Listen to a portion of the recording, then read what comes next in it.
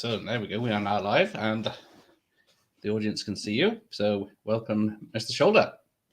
Um, Good to be here.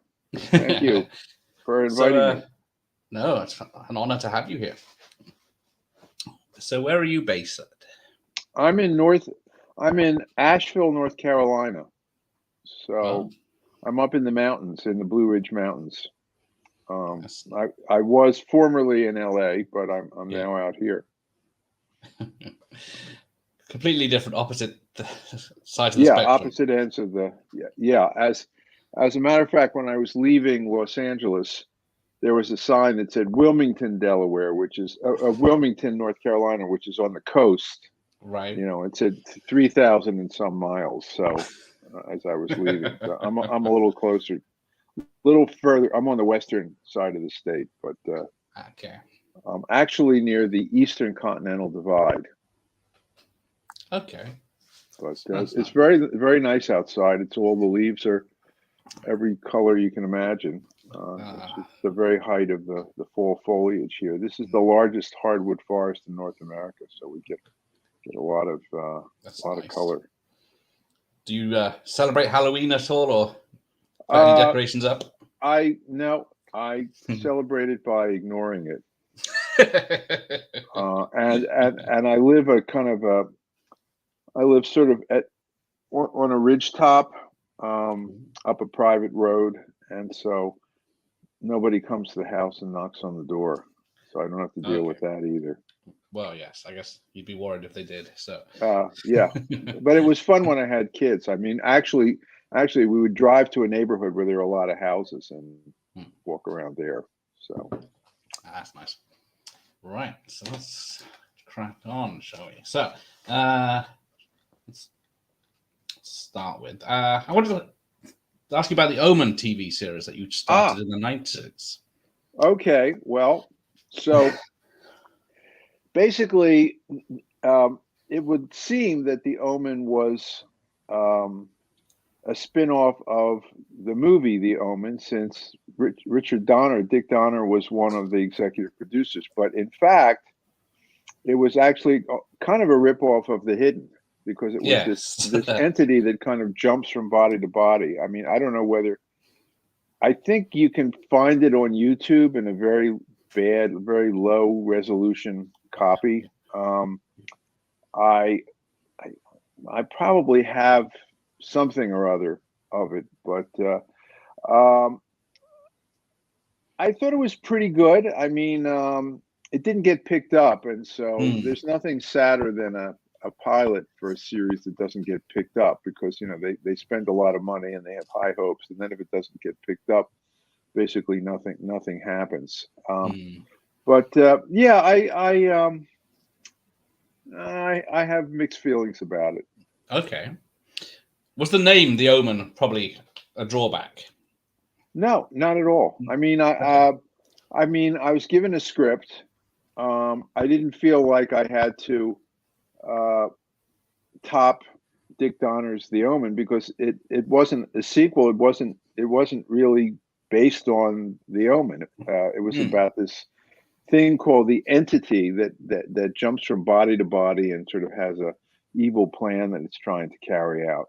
Um, it was a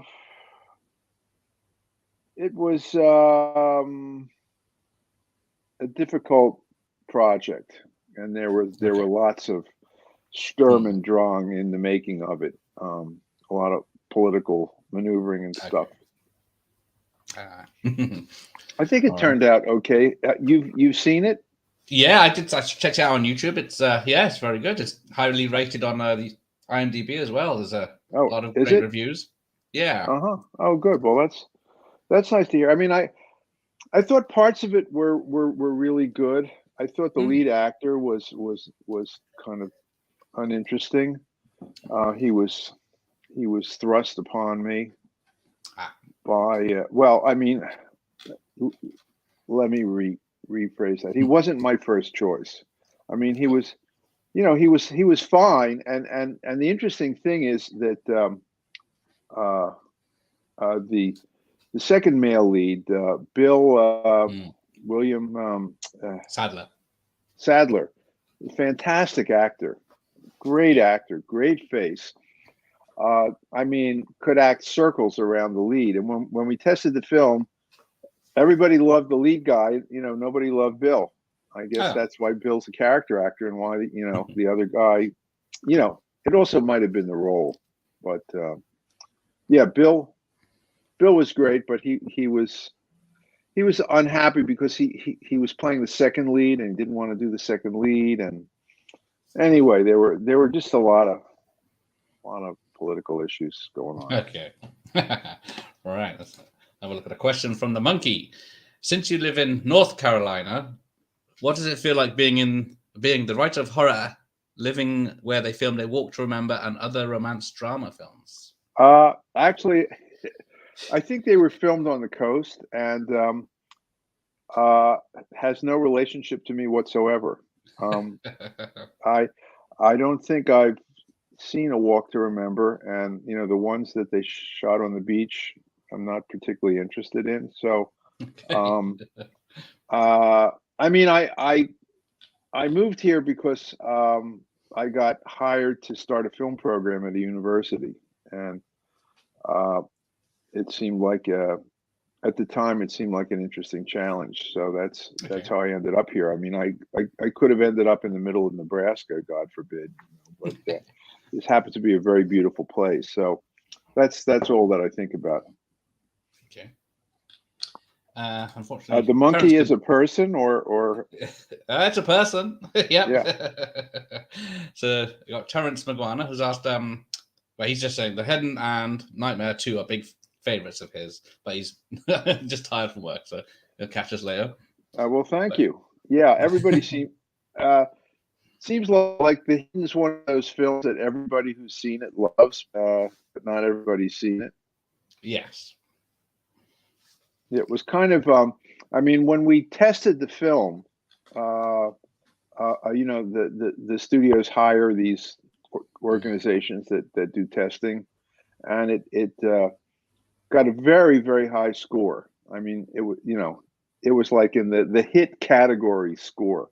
But for some Mm. reason, it just that the film opened that just never quite caught on. And it uh, it didn't make a lot of money, Mm. and didn't get the recognition. Everybody in Hollywood loved it, so I mean, for a few months, I was a popular guy, and then the Yeah. next popular guy came along. Oh, okay. Yeah, it's a shame because it is, like you said, it's good film because it was released October '87. Uh, Right, and I guess they thought October's a good time. I mean, that's when they released the Nightmare films. New Line did, yeah. so that's usually a good time for a scary movie. I mean, people at that point were saying it's a horror film, but it's really not a horror film. It's a sci-fi film. Yeah. It's a Yeah. sci-fi thriller, I would say, or I Yeah. would say it's a Sidney Lumet cop movie with aliens. It does, yeah, it does. If you look at it like that, it is more of a. If you describe it to anyone, it's aliens and people coming out and swapping bodies. But when you watch it, it is more of a cop thriller than anything Yeah, else. yeah, it's a kind of a police procedural. So, Yeah. which I was very excited to do because I'd always loved those kind of films, and Mm. I went to a lot of trouble to make sure that the police stuff was that I got it right. I hired an ex LAPD cop to be the advisor, so Okay. the language was correct, and if they were gonna hold a gun and they're about to go into a room or something, here's how we would do it. Here's how a Okay. real cop would do the stuff. I even rode around with the police for one night just to kind of get a feel for it. Okay. Because yeah, I don't think they do that in this country. Let you ride around with the police. I always wanted to have a go at it, but I don't think they do it Uh, in this country. well, if you go and you say, "Hey, I'm a film director, can I?" People usually say it just opens a lot of doors. I Okay. mean, I was Maybe I was so. at a bullfight, and or I was in this little town in Spain, and they had a bullfight. I mean, it was just a little hill town in the south of Spain, There was a bullfight going on, a small ring, not one of the great bullfighting arenas. And I said, I'm a film director. Can you let me in? And they said, okay. So, Okay, fine. I will so try it. those of you who are listening, you can try it. It opens many doors. Yeah. Because how many? You didn't total any Ferraris in that film because they were just models. Well, actually, well, during the pre-production, Bob Shea, who was the head of New Line Cinema, said, Ferraris are pretty expensive. Why don't we use Corvettes? And I said, no, they've got to be Ferrari. They've got to be Ferraris. A Corvette, Yeah. it's just not the same thing. And we had 4 of them. So there was one that was in good shape that we tried not to damage. And then there were 2 that were in various stages of damage. One was the one that took the first level of damage, and the second was the one that took the second level, or the third one was, and then there was just a body, which is the one that exploded at the end. Yeah. And they were actually able to fix up the other 3 and resell them. So in the end, it didn't actually cost them a lot of money. Oh, that's nice, but it's a shame to see them get hurt. Well, I just started watching this show. It's called License to Drive. This show about Formula One drivers, and Okay. they bash those things up pretty well, and they're millions of dollars. Yeah, they're worth a bit, aren't they? Those. So the original ending to The Hidden, was it supposed to be the senator gets away with it and goes off, and we never find out? You know what? Happens? I actually, it's been I rewrote the ending. With there was the little girl was not in the original script. That was my idea, because I felt that the relationship between it was a really good script. It was written by Jim Kauf. He took a pseudonym, but has since been happy to claim that he wrote the script. Okay. And he wrote a terrific script. But there were just a few things, and one of them was that I felt that the relationship between Beck, the Michael Nouri character, and his wife was just not strong enough. It was kind of breezy and jokey, and I felt that you really needed to feel that they had a strong relationship, so that Kyle could relate to that. Kyle's character Gallagher could relate to that, and at the end of the movie, that he would be willing to basically take over for him, and that was in the original script, that he transfers himself into Beck's body just as Beck is dying. So that was in there. The fact that the little girl then recognizes that there's something different about Daddy, something that I put in. Okay. Because I'm guessing she knows there's something wrong, but it was kind of I studied English literature in university, and so I kind of have these literary ideas. The child is father of the man, and that there's a kind of an innocence that can kind of see things that grown-ups can't, and all of that. So that was part of what I was trying to do. Okay. So did you have an idea for a sequel? I had no idea for a sequel, and I had no interest in the sequel, because I thought that the movie was really good, and I wanted to move on to the next thing.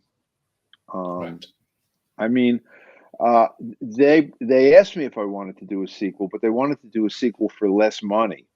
If it had made a lot of money, if it had been a big hit, and if Jim Kauf had come back to write a sequel, but it's probably the same reason that Wes Craven didn't do Elm Street 2 was, he did Elm Street 1. It was It was very good. It was a big hit. He didn't need to do an Elm Street 2. He didn't write the script, and he figured, what do I need to do this for?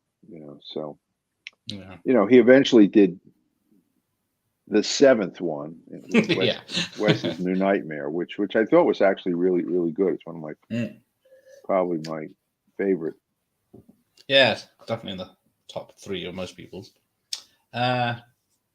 So yeah, have you seen the sequel to The Hidden though? The one that I never did. I the producer of The Hidden, who I knew and I was friendly with, produced it, and I knew the director, and I had read the script, which I thought was yeah, Yeah. and honestly, I've never seen it.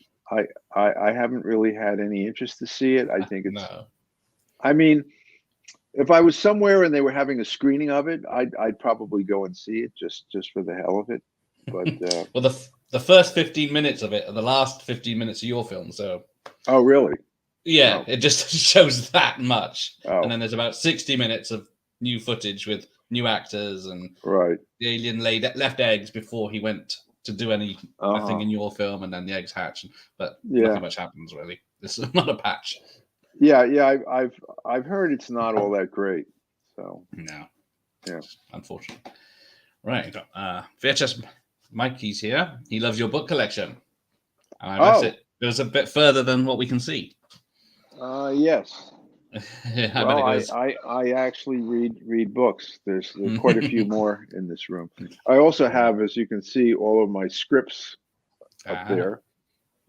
So yeah, with all the notes and everything. So I don't know what'll happen to them. Nobody seems to be knocking down the door to get them.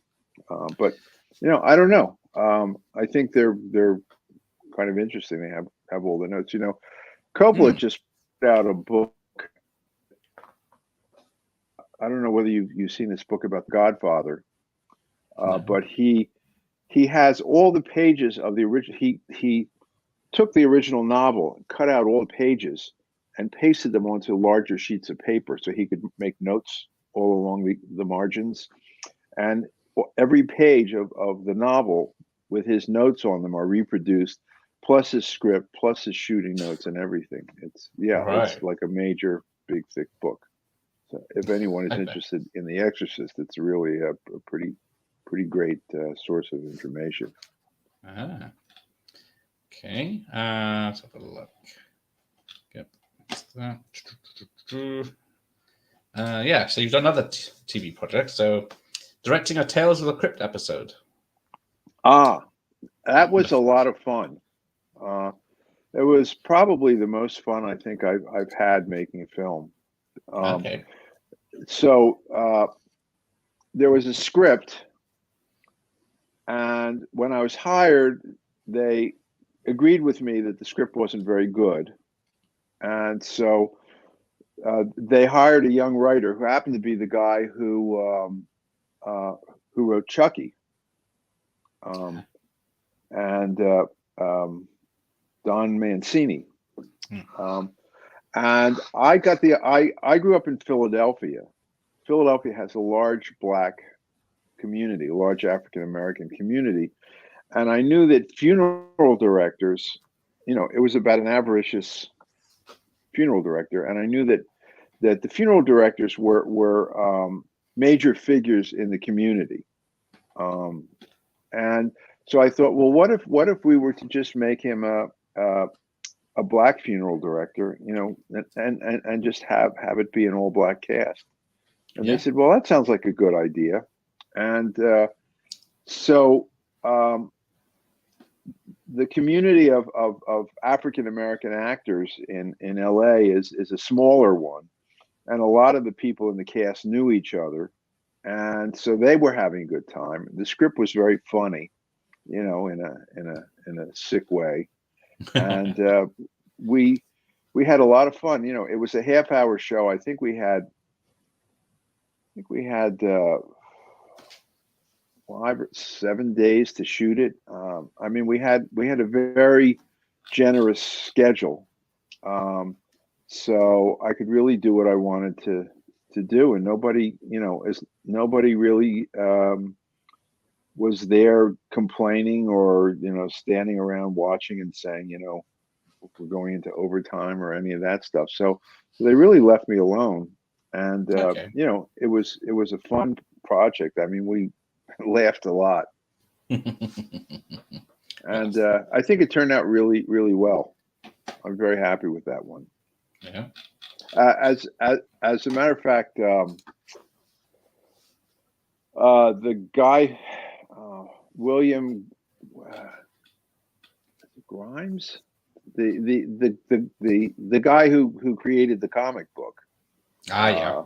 Tales from the Crypt, said it was one of his favorite episodes. That even though we had changed the venue from a white funeral home to a black funeral home, he felt it captured the spirit of the comic book. That's great to hear. So that was nice. Yeah. Okay. Let's see. Dr. Impossible says, in a way, Mr. Sholder, you helped construct the building blocks of Bob Shaye's New Line Cinema, plus delivering Nightmare 2 into the mix mid-'80s. Did Bob Shaye give you a fair amount of creative license? Yes, he did. He Okay. and I were. I mean, we had been friends. I met him very early on. I guess New Line was about a year or two old. They were just getting started, and I met him, and he asked me if I knew someone who could edit a trailer, and I said me. And never having done it, but I figured why not? So I knew how to edit, and I'd seen a lot of trailers, and so we basically rented someone's editing room over the weekend. If we started at 6 or 7 o'clock after they left, and we basically just locked ourselves in the room until the wee hours of Monday, and by the end of that, we become good friends, and so we knew each other very well. And well, he used to say that he knew I would get all the pieces. A lot of directors at that time were hopping on the horror film bandwagon. That you could make a movie for very little money, and it might actually make money. And they were so cheap to make that that the chance of losing much money was not that high. And a lot of people were directing these movies that really didn't know what they were doing. And I would sometimes meet editors, and they'd be scratching their head. I don't know how to get from this shot to this shot because there's it just shot in a way that you can't cut it together. And so Bob always used to say that he knew I would get all the pieces because as an editor you think kind of structurally and architecturally, and what all the pieces are. Whether the pieces would be any good, that's another question, but at least there'd be all the pieces. So my first feature was in the dark, and I was basically trying to make an art film in the guise of a horror film or slasher film, whatever you want to call it. And he sort of got my sense of humor. And he was just mainly concerned with going over budget. He creatively he really left me alone with Elm Street 2. Creative. I mean, the only thing that, again, they didn't want to go over budget, but really the only thing that they said was to keep Freddy scary, keep him dark. That was really the only thing. I mean, when I've worked for studios, they tend to scrutinize things a little more closely. I mean, maybe he was just happy with everything that I was doing. But yeah, I mean, they just basically figured I knew what I was doing and let me do it. So I did 4 films with them: Alone in the Dark, Elm Street, The Hidden, and then I did a movie for the New Line and Fox Television called 1201. We did have differences sometimes in the editing. I mean, while I was shooting, they really left me alone. In the editing, we would always argue. There would always be a few things that Bob would want changed or different or cut or whatever, and we'd argue about them. And I remember there was one that I felt very strongly about, and he felt very strongly about. And after a screening, I don't know, about 8 of us went out to a bar and got some food and a few drinks, and Bob put up the question that we'd been haggling over, and he went around and he asked all the people who were sitting there, and everybody agreed with me.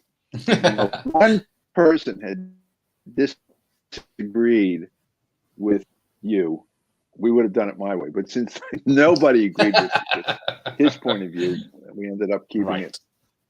But I mean, I've never had final cut, but I've and the funny thing is, I don't even remember, what these fights were about. I honestly, Okay. there've always been little fights, and I can't remember most of them. There were a few of them that I lost. There was one. I remember there was one thing in By Dawn's Early Light where we screened the film, and they basically had nothing to say because I'm a pretty good editor. I mean, not that I'm the editor of the film, but I supervise the editing. So I really know how to put together a good cut. And then suddenly in the third screening, they thought that there were things that weren't explained well enough.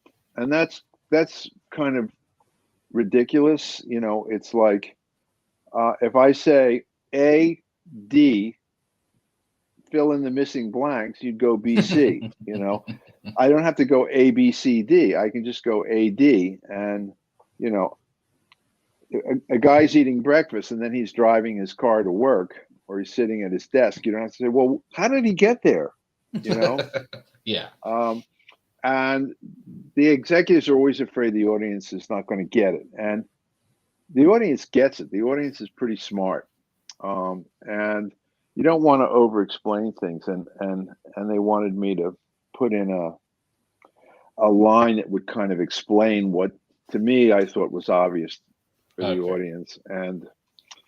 But most of them, what I would do is I would fight over something that I really didn't care that much about. So that then when it came to the thing I did care about, they felt, well, I won that one. I guess we should give them this one. That was sort of right. So I usually got my way. Because you were the editor on The Burning, because this is the UK copy, but this is also cut again for about 30 seconds or something, or more of the rough scene. Yeah, so really? I'm guessing they just get someone else in to chop all that bit out. Really? Yeah. Well, what, the stuff where the kids' fingers get chopped off and all that? Yeah, and then the neck stuff. That's out? And pretty much all gore is removed well, from the old 80s days. Someone told me that the theatrical versions were not cut, but that when they got onto VHS or whatever, they would cut them. So I don't know whether any of these have been re-released with all parts intact. In the 80s and 90s, there was lots of stuff held back and cut. There was or not released at all. Like we didn't get The Exorcist until '99 on physical media. Really? Yeah. Really? So stuff like this it's on a label called Ripco, which was releasing banned films from the 80s in the 90s, but they were still cut. And then they weren't released uncut until like DVD and Blu-ray now in the 2000s and onwards. So yeah. Well, actually, one of the things that I used to do for New Line, anytime that they needed some editing work, they would give me a call, and if I was free, I would do it. I cut most of their trailers. I probably cut like 80 or 90 trailers for New Line. Which was a real learning experience, because you would basically,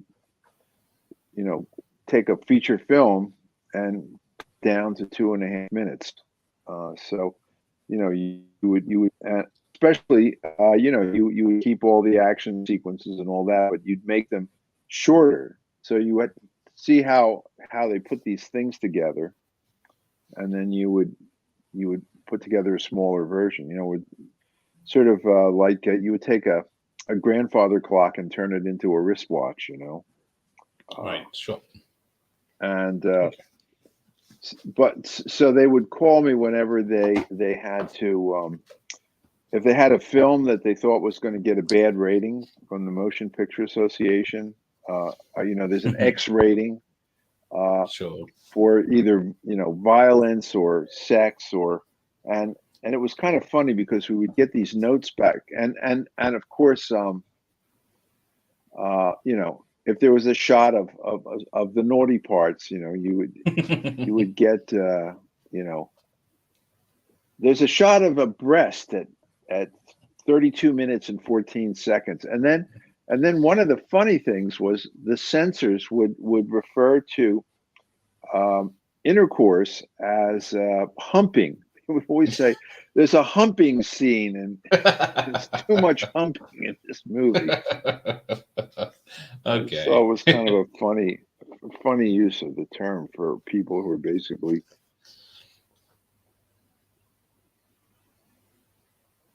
Oops. Oh, hello. You're just frozen. Oh, there you go. You're back. Right. No. Oh, there you are. Sorry. Yeah, you froze for a second. Okay. Yeah. Yeah, that's fine.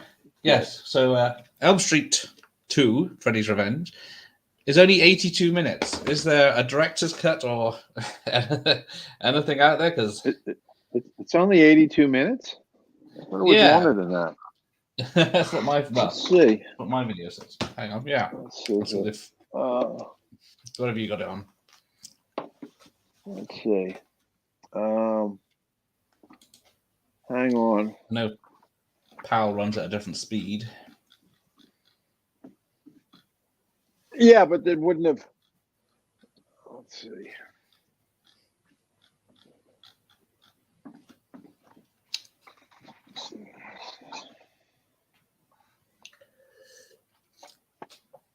So here's the DVD. Gotta be Blu-ray.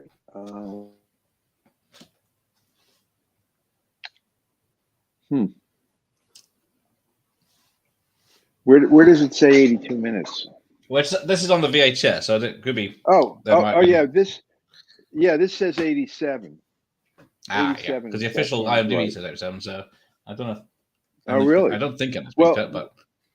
Well, PAL runs at 25 frames a second. In the US, it's 24, but that wouldn't have accounted for 5 minutes. I would have thought so. But yeah, maybe I think it's just a misprint.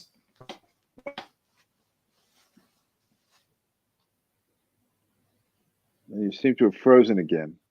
Oh, there you go. Is it me? Is it right? I mean, I'm back. Okay, right. So yeah, back. Director's cuts for any of your films that you'd like to do? No, I'm pretty happy with. Like I said, I managed to get what I wanted, so I'm pretty happy with. I mean, the only one that really where there was a lot of meddling was The Omen, but they actually fired the writer executive producer, which is pretty unusual, and kept me. For a while it seemed like they might have fired me, but they fired him. They were going to fire somebody because they so I think the cut is pretty much mine. I think Donner had some input on it, but yeah. I mean the only thing where I did something and then someone came in and changed it quite a bit was on Supernova, but I didn't direct that one. They just brought me in to try to rescue the film, which was kind of a mess. And then I rescued it, and then Coppola came in and said he could rescue it for me. and changed it quite a bit. Yeah, So that was one of my other so that was questions: is what happened with yeah. Supernova? Uncredited on it, but as a director, but then there's no true information about what happened. Am I? Oh, sorry, have I frozen again?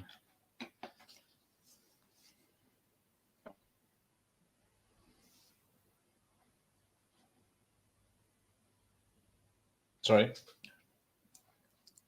I'm back. Okay, back.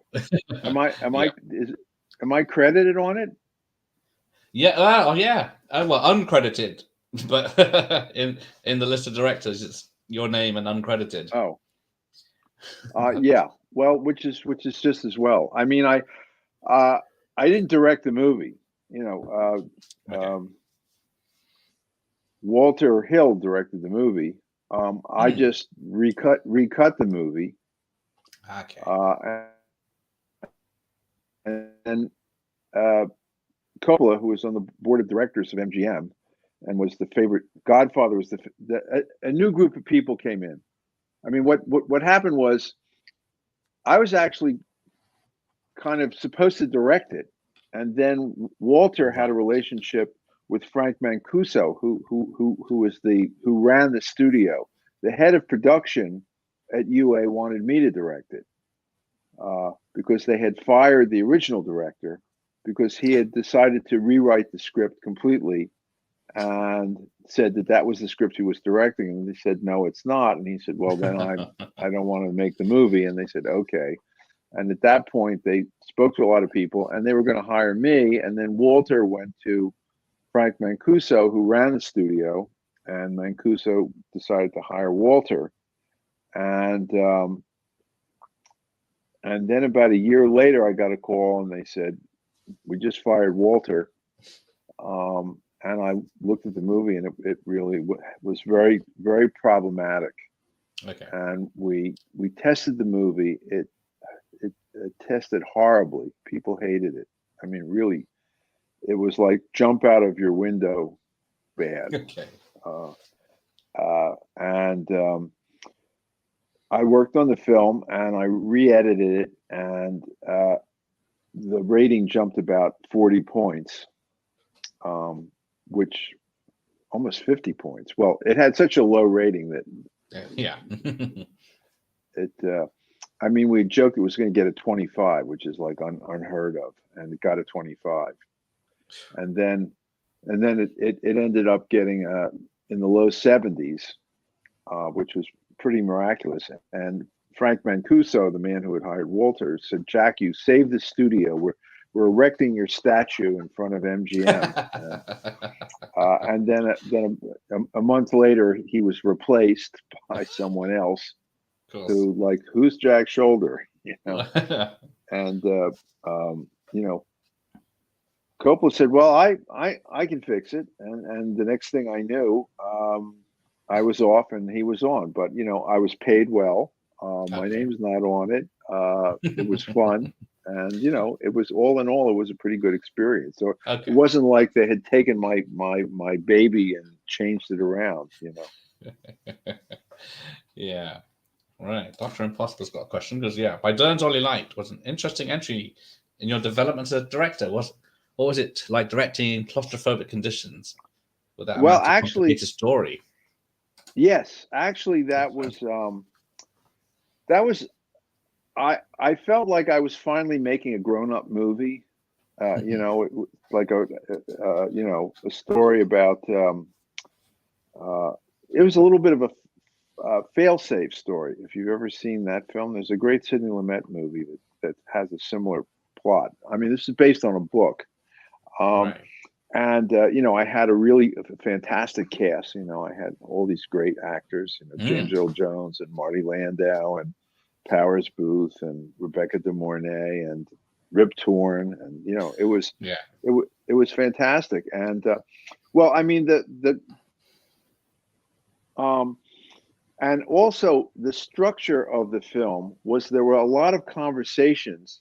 A lot of the dialogue happened between people in two different places. You know, you know, the guy on one plane talking to the guy on another plane, or the guy in the White House talking to So there was an awful lot of those kinds of conversations, and all of these locations, the White House and the SAC headquarters, where where they could see everything that was going on, and then the one plane that's with the bombs that's always circling, and the other plane that's circling with the acting president. And so it was complicated in that sense, but I wanted to give each location a very specific, different kind of feel for it. So like, in fact, it was funny because when the first things we shot were in the White House set, and I wanted the White House to feel very kind of very calm and settled, whereas it then intercuts with SAC headquarters, where they're finding out that these missiles are coming in, where it's like a buzzing hive of activity. And I wanted to contrast the sort of the sense of sturdiness with the sense of frantic activity. And so we shot the White House first, and actually this was actually one where the executives did sort of get involved, and they said that, and I wanted to shoot it with not a lot of movement in the camera, and so they said, well, the way you're shooting it is not very interesting, and you're not moving the camera enough, like, I mean, who says you have to move the camera a lot? But anyway, I said, well, I'm intercutting it with other stuff where I'm doing all that stuff, and I wanted to create this. They didn't really get it, so they were worried. And then they actually said, well, you need to move the camera more. And I said, well, okay, I'm happy to move the camera more. And they had an executive actually come on the set. And so I would say, well, I've got this really complicated shot where I'm moving the camera, but I'm going to need an extra 2 hours of overtime. Okay, you got it. So it was, worked out pretty well. But it was, I mean, the planes were sets.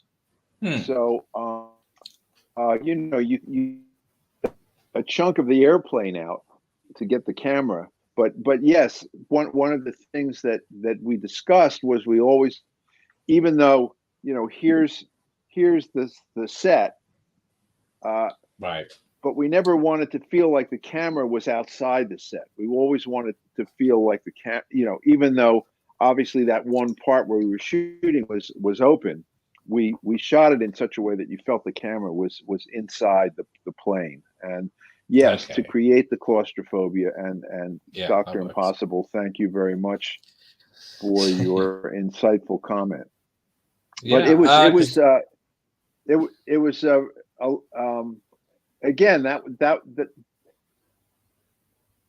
we had a good budget. We had a really good art director. We shot most of it on sets in a studio, which I love shooting in a studio because everything is very controlled, and it's really kind of like making movies. You're in the studio, in this space that's created specifically because Alone in the Dark was all locations, and Elm Street 2 was pretty much we actually shot part of it on a stage. We did build the house where Jesse lives, but there was a fair amount of location stuff.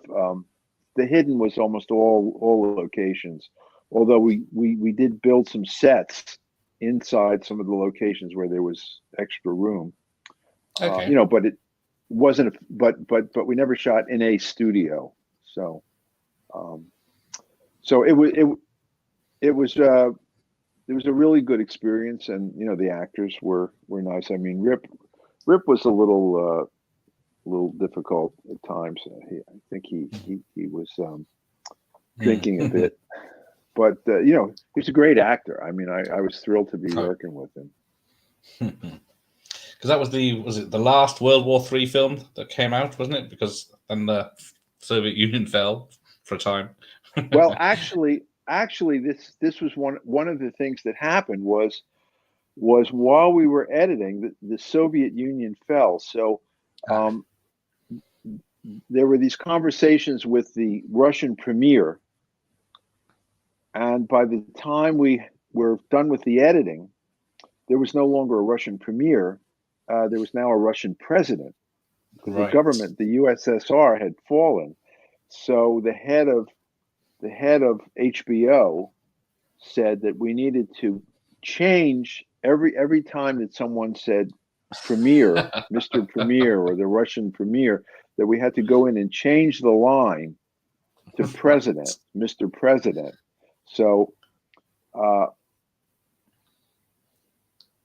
like I said, we had a pretty good budget, but you always could use a little more, and at a certain point, they don't want to give you more.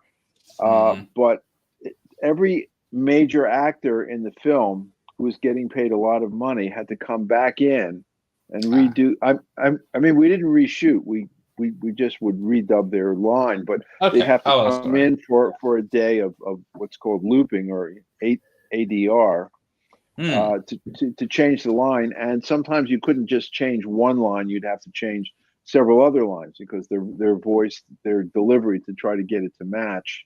Yeah. So it was seamless. I was actually very unhappy about that, because I didn't want to go back and loop lines that were already very good. And I actually spoke to Marty Landau about it and got him all riled up about it. And so he then contacted the head of HBO and said that he wasn't happy that he had to do this. And then that sort of came back to me, and they blamed me for upsetting him. And so there was a little bit of a to-do over that. But interestingly enough, we had a really good mixer. And, with my background as an editor, I knew how to do the editor very well. And remember when we screened it, one of my friends who had edited The Hidden, I said, by the way, did you notice that we changed, because president is 3 syllables and premier is 2 syllables, but he said he never noticed it. So I guess it worked. I did when I watched it. No, I don't think it's been mentioned anyway. Yeah. Okay, so a couple of quick questions about The Hidden, because you run over a little old man in a in a wheelchair. In a wheelchair. Yeah, that was great. Yeah. To show business straight away. Show who you're dealing with. Well, I mean, for me, people say, what's the hardest part of doing a horror film, or a film fantastique? There's a nice term that they use in French and Spanish and Italian, where they call it film fantastique, which encompasses the genre. And people say, what's the hardest part? When you think, all these special effects, but really the hardest part is making good characters. So, because if you have good characters that the audience can identify with, then you go with the story. So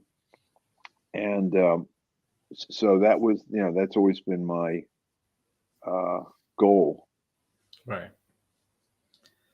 But yeah, you also have the old, I don't know if it was cliche at the time, 2 men with a plated glass crossing the road, which seems to end up as a joke these days. Well,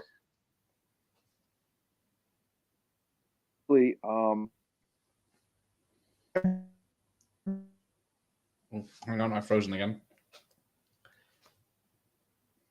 Okay, I'm back. I think we're back. I'm back. Sorry. Yep. Yeah. Well, anyway, what I was saying about character was that I felt that the chase, most people, they do a chase and it's about crashing cars. For me, the chase was about creating character, because you have someone driving the car who basically can't die. So if someone is malicious, evil, and they're driving the car and they can't die and they enjoy being bad, they would drive the car differently than you would drive the car. So hitting the guy in the wheelchair hitting the old man in the wheelchair, was a character point. The glass thing was not in the script, Okay. and the chase, the whole first half of the chase, which is the part. There's the first half of the chase where Yeah. the guy leaves the bank and he takes off, and that ends with the guy in the wheelchair getting hit, and then it cuts to the cops talking to one of the neighbors and saying, "Oh yeah, he was a real nice guy." Yeah. Yeah. And uh, that was all shot by second unit. So Okay. I basically, I told them how I wanted it shot. They had storyboards. They didn't exactly stick to the storyboards, but there was a concept of how to shoot, what lenses to use, and I wanted the cameras mounted on the car, and we did tests to see what would make you feel like you were in the car, to really try to put you, rather than watching it as Yeah. objectively. The idea was to make it subjective. Yeah. But the gag with the plate of glass, they just said, the stunt guys came up with it, and they said, "What if we have some guys with carrying a plate of glass walking across the street?" And I said, "Yeah, it sounds good. Shoot it." So Yeah. that's what they It's a big did, and it was. smash. Yeah, I mean, the next film that I did, which was Renegades, also had Mm. a big car chase, and uh, I had a really good stunt coordinator, Mickey Gilbert. Done a ton of stuff, a lot of big movies. He was actually he doubled Robert. He was Robert Redford's double in most of Robert Redford's movies. Okay. But so I said, "Well, are there any car gags that you've always wanted to do that you've never done? Is there anything, because he's got a lot more experience doing these things than I did, and there are actually two episodes in the car chase that are basically from him. I mean, one was that he said, "Wouldn't it be cool if we could have a car literally just drive through a building and take out everything in the building?" There's a scene where it goes Yeah. through an office built, and they just take out everything in the office. And then the other one was that he had this idea that the car would somehow be forced to drive into a semi truck and would come out the other end, and that was like the final gag in the sequence. So yeah, I mean, one of the nice things about directing is you're working with a lot of creative people, and they have a lot of good ideas, and then you use their ideas, and then you take credit for them. Right. If you thought them up yourself. Yeah. So, stuntman Ted White was in The Hidden. Did you meet him? Because he Yeah, gets yeah. shot at No, the end. I saw that he just passed very Yeah, I recently. noticed him in The Hidden at the end. Yeah, he was not the stunt coordinator, so I didn't Yeah. work with him closely, but I definitely remember Ted. He was one of the cops in the hotel sequence, I think. One Yeah, of the that's guys him. that gets blown away by Edo Ross. Yeah, pretty much. Yeah. Yeah. So Wishmaster 2, have you still yet to see it since its release? The one that I directed? Yeah. Oh yeah. Yeah, no. Well, I wrote that as well as directed it. So I had, more of a connection to it than some of the Sure. others that I didn't write. Yeah, oh yeah. Yeah, of course I've seen it. I haven't seen any of the subsequent ones. Oh yeah. They actually wanted me to direct one, and I didn't care for the script, so I turned it down. Okay. So you're the one that came up with the lawyer fornicating with himself. Yes, right. Well, I thought, the reason that I did Wishmaster 2, I didn't honestly, I didn't particularly like the movie either. I thought it was okay, but I didn't think it was anything special. And honestly, I needed the money, you know, and and they said, well, you can basically do whatever you want. So I thought, well, it's a good premise. So you know, if the idea is that here are these people and they're wishing for these things that they think are going to be great, and then it's, you know, it's sort of be careful what you wish for, you know, because it might come true. Absolutely. And so I thought, well, you know, what are the kinds of people who would wish for something? So I thought, well, you know, people in, I wish, uh, and get out of here. Yeah. And so, you know, I wish you'd go fuck yourself. I thought, well, let's see what we can do with that, you know. So, Yeah. Is that so yeah, I mean, I was having some fun with the idea. yeah, is that how you when you directed it, is that how you envisioned it when you wrote it, how it was gonna all play out? Well, I wasn't quite sure how we were going to pull it off, but Hmm. I don't know. Like, I guess with the stunt people, like, I think we had, you know, one guy's legs and the other guy's body. Okay. I'm not quite sure, Uh, but it seemed moderately convincing. I don't know. yeah, you can see what's going on. Sophie's Retro Revivals here. Yeah. She's just got into the Elm Street franchise. She's a she Uh-huh. loves the pool Well, so scene. Yeah. here's the thing about the pool scene was um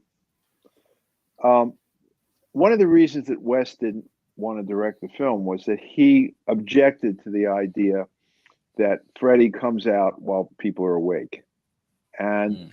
for a long time, that was, you know, the rap about the film, that people said that it was the worst of the Elm Street films because it broke the rules. Um, at the time that we made it, there weren't any. The only rule was there's a guy called Freddy, and he comes out when you're dreaming, which is mostly when he came out during the movie, during Elm Street 2. But and people have been reevaluating the film in the last, you know, 5 or 6, 7 years. Yep. You know, it's now being told. And I think I think you're frozen. Are we frozen? Yeah, I'm back. Yeah, Okay. there we go. We're, yeah. So I mean, the film's being taught in universities now, and you know, it's as queer cinema. You know, but also, someone interviewed me about the film. There were these two women who have a podcast, and this was probably about 5 years ago, and one of them said, you can't look at Elm Street 2 as a clone of Elm Street 1. It was a different movie using a lot of the same themes. And, you know, obviously it had to have Freddy. It had to be called Elm Street 2. It had to take place on Elm Street. And it had to have Freddy coming into somebody's dreams. And that was Hmm. about it. You know, there weren't any other rules um, that we had to follow. So for me, when I read it, you know, the pool scene just seemed like, okay, he comes out in reality. You know, I didn't know there was a rule that said that he couldn't. Um, you know, and basically, I didn't have a lot of input into the script because uh, I got hired about 6 weeks before shooting started. So basically, my job was just to get it shot. You know, Yeah. to put that script onto film. And I didn't really have a lot of time to think deeply about, you know, all of that stuff. The thing is, though, that if you think about it from a character point of view, so you know, because you're always saying, well, what does this character want, you know? And what Freddy wants is he wants to kill as many kids as he can, right? So we can, you know, to put it kind of simplistically. So if he has to wait for somebody to fall asleep in this particular house that he's sort of haunting in a way, Yeah. it kind of limits him. but if he can figure out a way to get out into the real world, now he can really do some damage. So basically, it's a possession film. So the idea Yeah. is that he gets to possess this kind of weak young man and uses him as a portal to get out into the real world where he can really do some damage. So that the pool scene is basically him now saying, I've been freed from having to only kill people when they're asleep. The problem with that is, whether you think it works for the movie or not. And thank you, Sophie's Retro Revival. I appreciate the kind words about the pool scene. But whether you like it or not, because Elm Street 2 made more money than Elm Street 1, there was going to definitely be an Elm Street 3. Right. And so him coming out when people are awake is a dead end, because it takes away from the whole concept of Nightmare on Elm Street, which is he comes out, that New Line felt, and I think correctly, that part of the power of the idea, the concept was that this guy comes out while you're sleeping, which is kind of scary. I go to sleep and I have no control over what happens, and I can have a nightmare, and that nightmare can kill me. I mean, that was what inspired Wes, I think, was that he'd heard about, I guess, in the Philippines that people would have nightmares and they would die during the nightmare. Yeah. So that was the scary thing. So the pool was kind of to have him come out in real life. They had to get away from that. I mean, at least that's what I think. We never really talked about it. I mean, originally they weren't going to bring back Robert Englund for 2. When I came on, I said, so I assume Robert Englund's coming back, and they said, well, no, his agent is asking for more money, and we don't want to give him more money. We think he's trying to take advantage of us. And I said, well, I think he's really pretty important. And they didn't know, and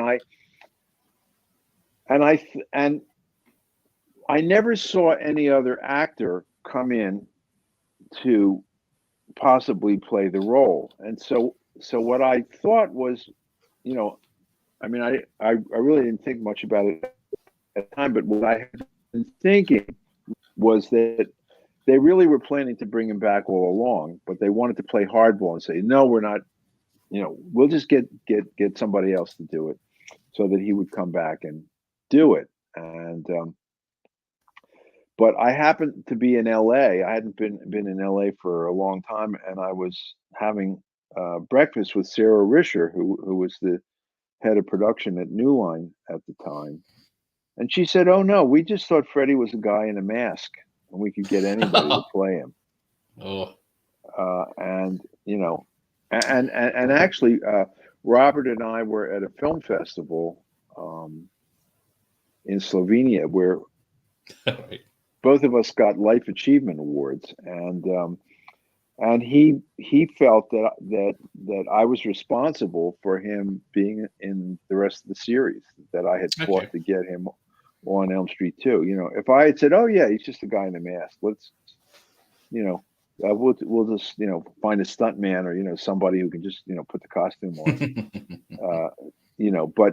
but that wasn't what I felt that he was a real character. I mean, one of the other kind of revolutionary things about Elm Street 2 was, in the late 70s, early 80s, the killer was this kind of anonymous figure that would just show up and kill people and then go away, didn't really have a personality. The old horror movie, these others, they were characters, Yeah. and so Freddy is a real character. He has lines, he has, and just the way Robert moved and the way he walked, that he just had this power about him. Anyway, Is there one scene with in the shower room where it's a stuntman comes out of the There's one shower? shot where the guy walks where uh, Jesse sort of turns into Freddy, and Freddy like walks out toward the camera, and that was. People say he was a stuntman, but he wasn't a stuntman. He was an extra. He was somebody that they got. I didn't even pick him. He was just somebody that they found who they thought looked like Freddy, looked like Robert, and that the makeup people and the costume people basically chose the guy. They said, "Yeah, we can make this guy look like Freddy," and that was how he got to play probably the most iconic figure in horror films of the last 30 or 40 years, and he was terrible. He was walking like a monster like this, and I said, "Stop walking like that. Walk like a man." Right. And then of course the following, because they had stalled so long in hiring Robert that he was actually working the first week that we were shooting, so he wasn't available, and we managed to work it out so we only had that one shot. And then he came in the next week, and the difference, was like, I mean, it was even more than night and day. It was like, daylight and pitch black, because he was just so good, and the other guy was just a nothing. Okay. So you wrote and directed Alone in the Dark. Correct. Who did you have in mind when you wrote the three characters? I didn't have anyone in mind, actually. Nothing. I just had these characters, and I got very fortunate that I got these three people. The producer that New Line hired, Benny Corzin, came to me one day and he said, "How would you like? I think we could get Donald Pleasence." He was thinking about casting. I honestly was not really thinking about it. And he was thinking, well, gee, who could we get? And he thought about getting Donald Pleasence, and I thought Donald Pleasence was one of the great character actors in the world. And so when he said, I said, "Wow, could we get this guy?" And he said, "Yeah, I think we can." So I was thrilled. Then he came in a week later and said, "What about Jack Palance?" I said, "Fantastic." and Donald basically, he was just a professional working actor. So if you paid him his fee and he wasn't doing anything else, he'd come and be in your movie. That was kind of how it worked. As I've said in some other interviews, it was like a plumber. When if your toilet is stuffed up and you call the plumber, so, well, what color is your bathroom? It's pink. I'm sorry, I don't work in pink bathrooms. No. What brand of toilet is it? No, I don't care for that. It's just like they show up and they do their job and you pay them and they go away. And that was kind of the way Donald approached it. Just in a workmanlike way. I mean, obviously he's a fantastic actor, but he didn't have any of the attitude. And Palance, I guess it was at a point where he really needed the money. So he was doing a lot of crappy movies at that point. And I guess Landau was in the same. Landau, his agent called us and said, "How would you like to have Martin Landau in your movie?" Great, fantastic. So that was how it happened. I mean, it was fantastic to have these three people to work with. Especially on my first film, it was. And I see, yes. Yeah, Dr. Impossible was asking about this. Did you have see eye to eye with him as a director, I guess? Well, it was okay. Pleasance and Landau and Dwight Schultz were all very easy to deal with. I think Donald worked the second day of the shoot. Donald came on, and I was kind of nervous about working with an actor, such a great actor, who'd worked with so many great directors. And he he rehearsed the first scene that we did, and I gave him a note. I said, if we do it again, could you? And he did exactly what I asked him to do. It was kind of like getting into, if you will, a Ferrari. You turn the wheel, and you suddenly you're around the corner. Yeah.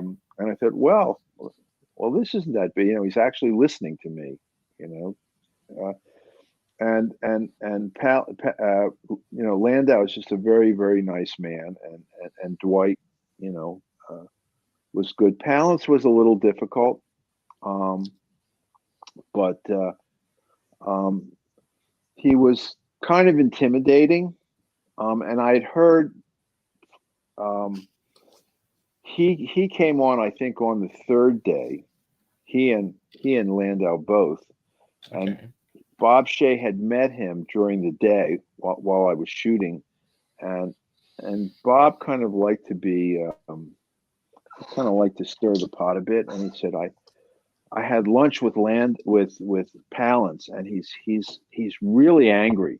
He was so angry he punched the producer, All the right. guy who had hired him. Among other things, the producer had told him there would be no night shooting on Alone in the Dark. Yeah. Right. Okay. So he found out that that wasn't the case, and also he'd gotten an offer to do a film in Florence, and Right. he said, "Well, sorry, I can't do your film anymore. I've got this other film I need to do in Florence," and New Line threatened to sue him. So he had to, instead of going to Florence, he had to go to New Jersey, which he wasn't happy about either. And so it was very scary, and I had a lot of anxiety about how I was going to deal with him. In fact, Mm. I literally I started drinking. I bought a bottle of bourbon and started drinking it. I was so nervous, and then somewhere around 2 o'clock in the morning, I just said, you know what? I'm the director. I'm the fucking director of this movie. Nobody's pushing me around. I'm not going Yeah. to let this guy push me around. It's my fucking movie. And so I kind of came in with the idea that I was not going to let him push me around. And so, and he started to push me around, or tried to push me around. Mm. And I kind of, in a nice way, I held firm, Okay. and he didn't want to shoot the first scene that we had to do, which was that where he first meets Dwight Schultz, and they talk about what it's Okay. like, and he says, uh, um, "None of us are crazy. We're just all on vacation," and he was fantastic, And I said, and after we shot the scene, I said, "Jack, you're absolutely fantastic," and he looked at me and said, "Ah, you're full of shit," which is his way of saying thank you. And after, then the ice was broken, and Okay. we got along pretty well, and um, I've worked with some actors who are real assholes, um, and who are difficult, and Jack could be difficult, but he was really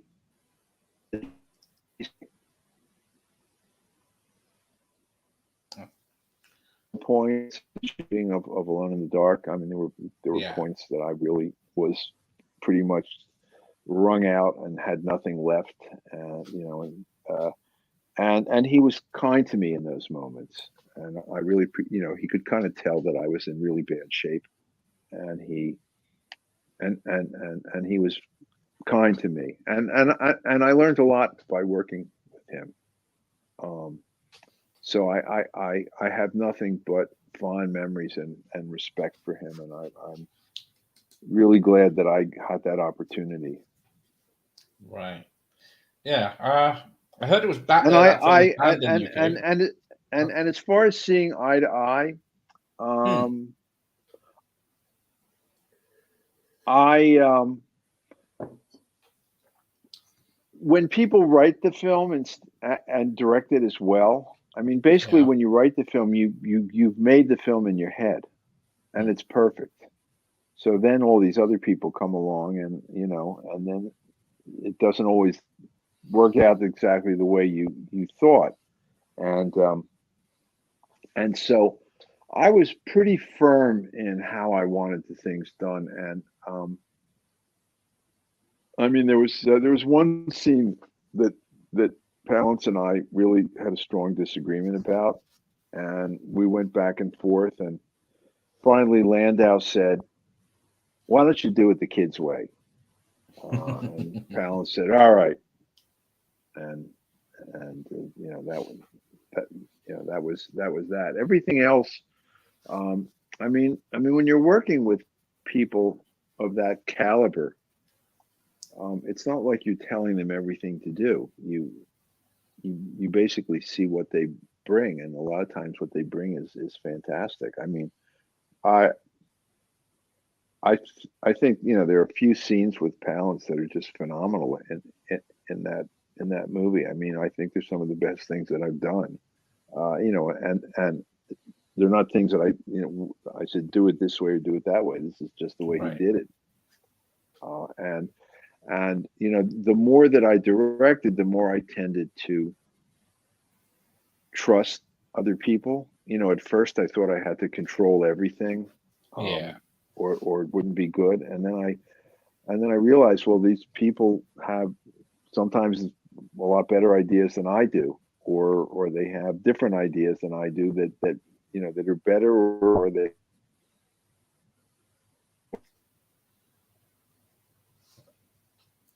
and they bring who they are to what they're doing. And so it behooves me to honor what they're doing. So if what they're doing doesn't violate what I feel is important at that Right. point within the story, but they may have approached it from a different way than I would have approached it, I'm happy to let them do it their way. But that was something that I sort of grew into as I got more comfortable directing. Okay. So the monkey's got a question about Elm Street again, because the actors in the pool seem genuinely shocked when Freddy appears and delivers that line. Did you make sure the ones hired to get seen first did not warn them that he would say the "You're all my children now" line? I'm I don't think I well, the shot of him sort of popping up, I mean, that was a stunt man who obviously, popped up out of the ground. And Mm, then we shot Robert landing. okay. And the scene where the iconic scene where he says, "You're all my children now," with the flames behind him. I mean, that was just him. And then I the, I think I mean all of the quote actors in the pool scene, they were extras. Okay. Um, I'm so if someone has a line, they're an actor. If someone has no lines, they're an extra, and they get paid about a 1/6 of what the actors get. Right. And in fact, one of the things you have to be careful about is having an extra sneak a line in, because if it ends up in the movie, they then call up Screen Actors Ah. Guild and they say, "I have a line in the movie."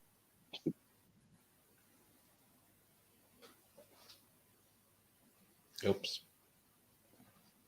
Okay, Yep. I think all that's right, better. we're back. Well, anyway, most of the people were extras. Some of them had what are called a bit. Where Mm.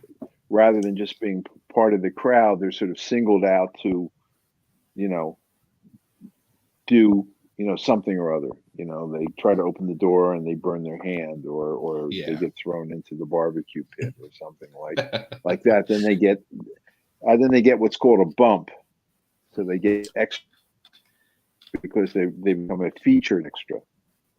So, Okay. like the doorman at the hotel who just opens the door, he's an extra, but it's called a featured extra, as opposed to just somebody who's in the lobby, with with 20 Right. other people. So no, I mean, I didn't really have to play any games with with them. They Okay. just did what did. We Okay, there's mayhem. He's chasing around and action. Well, yeah, they do Yeah, generally look scared when he's running around, but yeah. slashing and flashing. But yeah. So yeah, back to 1201. Yeah, I saw that. It's a very good film. It's one of It's a my bit on the favorites, Groundhog Day. actually. There you go. Yeah, yeah. I think it's one of my best films, and um, you know, it was supposed to be done as a feature, Hmm. and then New Line heard about Groundhog's Day, and they didn't want to compete, so they made a deal to do it with Fox Television, uh, and so it was done as a television movie in the U.S., but they released it theatrically in other parts of the world.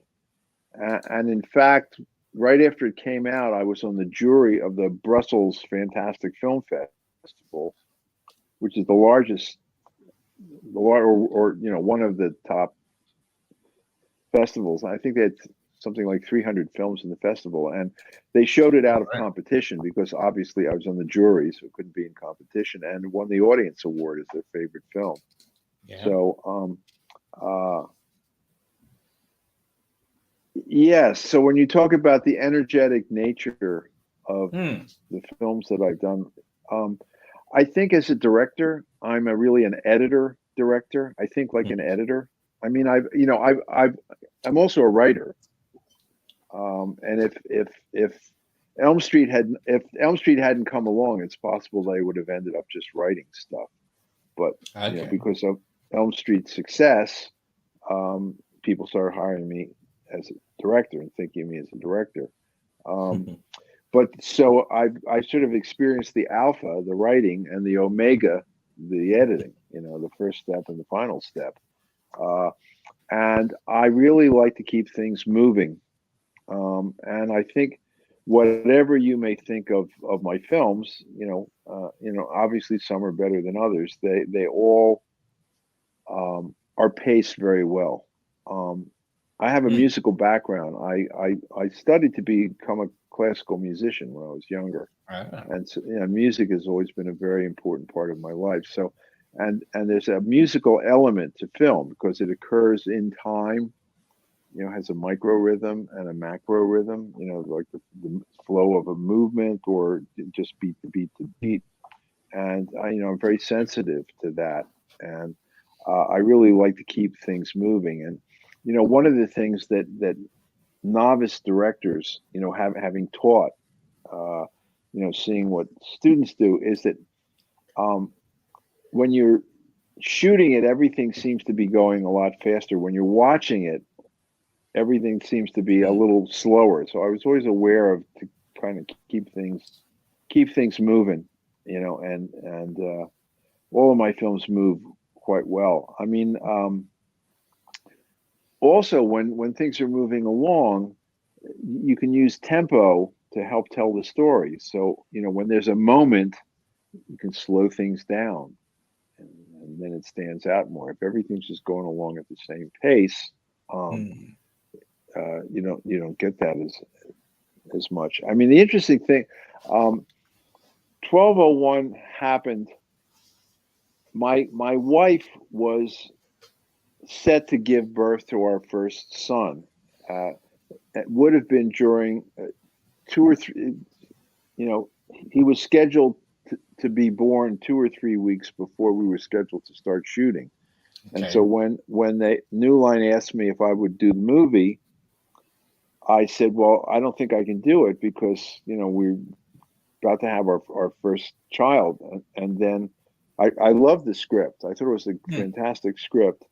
And I talked to my wife. She said, "Well, how much are they paying you?" And I said, "Well, they're paying me this much." And she said, "Well, go ahead and do it, and we'll hire a nurse, to take over." And honestly, I've I've never been someone who's loved babies, and I wasn't like looking forward to having a child. A child is the apotheosis of my life, so I was happy to be doing a movie instead. But I was pretty sleep deprived. Anybody who's had children know that you get very sleep deprived. And this was a movie that you really had to have your wits about you because the day repeats actually, I think, 6 times. It's about I that, think yeah. there's six. So you have to sort of keep track because it's like what parts when something is repeating, do you want it to Mm, repeat exactly? Do you want to, if it's going to repeat exactly, do you want to shoot it exactly the same way? Do you want to shoot it differently? At what point do you want to shoot it differently? So there were lots and lots of these decisions that had to do with just the logic of what was going on. Beyond just how to shoot it in the usual problems of shooting a film. So there was a lot. There was a lot of that sort of having to keep track of what was going on. For okay. instance, when the day repeats the first time, um, I basically uh, it doesn't. Okay. Are we back? Outbacks, yeah, sorry. Um, the the main character doesn't realize that the day is repeating. So the Mm, first day that it's repeating, I shoot it kind of the same way I shot the the original day, with this pretty much very similar camera angles, so that you kind of recognize that, gee, I've seen this before. It looks very familiar. So that was, okay. because my job is to tell a story visually. As Elia Kazan says, as directors, we feel for the skeleton under the skin of the words.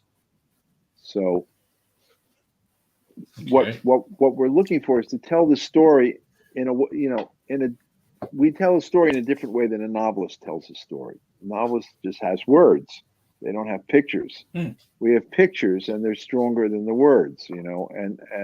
And yeah. so there are all of these other little things that the audience doesn't particularly think about necessarily, but that all subliminally help to reinforce the point of the story. So then, Mm, when at the end of the first day, he's wondering, gee, things seem to be very similar. I don't. Then by the when it repeats the next day, he now knows that it's repeating. So we start to show things from a slightly different angle. So we're now seeing things uh, more from. So all of this is part of telling the story. And actually, I hadn't seen the film in a long time, and I was going into I was a guest in a class, and they were going to show either The Hidden or Elm Street, which is usually what they want to do. And I said, mm, why don't we show 1201? And I watched it, and I always remember being very proud of it. I watched it, and for the first 15 minutes, I thought, it's as good as I thought it was, because that was really just the original day, and the original sure. day, and honestly, it wasn't all. But then each time it repeats, it gets more Mm, and more interesting, and the screws get you get more. Well, hopefully, at least yeah. the It my does. intention, and also the way that I reacted to it, not having seen the film in 15 or 20 years, I don't know, was that each time it just got tighter and tighter, and it really worked the way that I was hoping it would. Yeah, it's a great adventure. uh, so, where are we? Yeah, Arachnid in 2001. Okay. Well, so I had a movie actually going to have Steven Seagal in it, who is probably one of the scariest human beings I've ever met. He's a total Apparently. sociopath, awful human being. Okay. But he wasn't going to play the lead, which was and the part that he was going to play, I actually thought he would be good at. Okay. He was actually going to play the villain, and so he was only in about half the movie. If he'd been in the whole movie, I couldn't have dealt with it. Uh, but he ended up backing out at the last minute, and I was sort of counting on it, and it was like, how am I going to pay the rent now or the mortgage? And and so on. And this other arachnid had been sort of sitting there on the sidelines. And they said, "Well, if we don't get a yes or a no right now, we're just going to move on." And at that point, the thing collapsed, and I said, "Okay." So,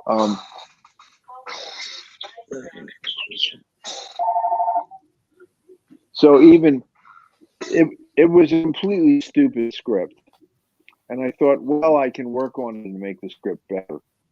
Hmm. But I get to live in Barcelona for a month, and they're paying me my regular fee, and I get to live there, and all Yeah, expenses paid, and I just that's have to nice. make a stupid movie, and maybe I can make the script better, and it won't be quite so stupid. But the script was just so bad that I was really not able to do very much with it, and I I I just knew that it was a stinker, and I just couldn't get into it. I did, I think, a professional job, but that Yeah. was about it. Have Well, you I have was you going to seen say, it? yeah, I saw it the other night. I have to say, because I was expecting a CGI spider and everything, but a lot of it Yeah, was it was a real practical by the look spider. of it. Yeah, So that was that improved it a lot. yeah. I mean, the one thing that the Spaniards spent money on was on the spider. They got Mm. Steve Johnson, who was a top special effects guy in L.A., to design this thing, and then they shipped it out to Barcelona. And I said, "Well, you need some guys to know how to work this thing, because it was, part of it was you had to move it like the legs move manually, and Okay. the face had electronics, so that was controlled. So they sent two guys with it, and they said to the Spaniards, "You, Mm. we need 8 professional puppeteers to help operate this thing." And so they got 8 film students who had no experience whatsoever, Okay. and they also said we need a week to basically rehearse and shoot tests and all of that stuff, and they they didn't give them any time at all. Uh, So basically, the first time that we saw the thing really working was when we were about to shoot it, and okay. it's not like you intuitively understand how a giant alien spider is going to act. So, Yes. there's a scene where it gets excited, and basically everybody moved everything. So it sort of went like, well, looked like it was having an epileptic fit. Uh, and and the film students, you know, they really didn't know much. If we would have been able to shoot tests, we would have tried stuff out and said, well, that doesn't look very good, but Yeah. maybe if we hold this part steady and just move these things, it might look really creepy. And and when it gets angry, maybe it as opposed to just having everything going haywire. And gradually we figured this out. So I mean, I, I I think we shot with it for a couple of weeks. I mean, Mm. by the end of the 2 weeks, the students were doing. Everybody understood how it worked, and everybody knew what their job was, and everybody knew. It's angry spider, the watchful spider, and everybody kind of knew the routine. And but basically, we shot our test as part of the footage, and so after we finished shooting, I went back to LA, and they had an editor who had never cut a horror film, edit it. I mean, he was a pretty good editor. And then I flew back and I looked at the cut, and it was like, oh my God, we have a giant spider movie without a giant spider, because there was so little good stuff to use. And Yeah. so I used my editing skills. Basically every good shot that we had, we used 2 or 3 or 4 times. We would blow it up. So maybe it took place in one location, but we'd blow it up so you couldn't see that it was not that it was in a different place, or we'd speed it up, or we'd run it backwards, or we'd do all Okay. sorts of things. and so the number of shots that were in there are probably 3 times what was in the original edit. Okay. But aside from that, I mean, the story was stupid, and I had some of these Spanish actors, especially like there's that Spanish woman who was sort of like a Bridget Bardot, like a cheap version of Bridget Bardot, who wasn't very good, and there were just lots of issues. But I just thought it wasn't shot very well. I just thought it wasn't visually very interesting. I don't know Right. what did you think? It was enjoyable because it is like B movie monster movie from that Yeah, period. it's a real B movie. It's sort of like, it looks like it was made in Japan in the 50s. But I think it's a lot better because of the practical effects, rather than when you look at CGI from back then, when they would have done it that way, and it would look ridiculous. But Right. a real spider With the miniature feel. Yeah, like the Godzilla kind of. Yeah. So you did another sequel, but not the original, Sketch Artist 2. Yes, it seems to have been my fate to do twos. I thought that one turned out very well, actually. I thought it was a good script, and it was a good movie, and I enjoyed it. I had always liked Jeff Fahey as an actor, so I was happy to get to work with him, and so I thought we had a really good cast, and that was actually another one where there was some interference from the executives. The head of MGM Television, which is putting up the movie, was sort of an old time TV guy, and he had some ideas about how he thought I should shoot the movie, but I mostly just did my own thing. It ended up okay.